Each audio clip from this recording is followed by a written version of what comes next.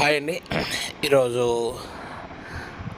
ఆంధ్ర నుంచి తెలంగాణ నుండి ఆంధ్రాకి వెళ్ళి ఓటు వేసి మళ్ళీ రిటర్న్ వెళ్తున్నారు. అసలు ఈ రోడ్లన్నీ కూడా విజయవాడ టు హైదరాబాద్ అలాంటి చాలా చాలా క్రౌడ్గా బిజీగా ఉన్నాయి.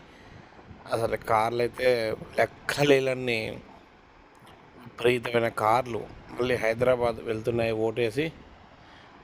నిజంగా ఇది గర్వించదగ్గ విషయం. ఎందుకంటే ఎక్కడ ఉన్నా కూడా వచ్చి వారి యొక్క ఓటు హక్కును వినియోగించుకొని మళ్ళీ వారి స్వస్థలాలకు వెళ్తున్నారు.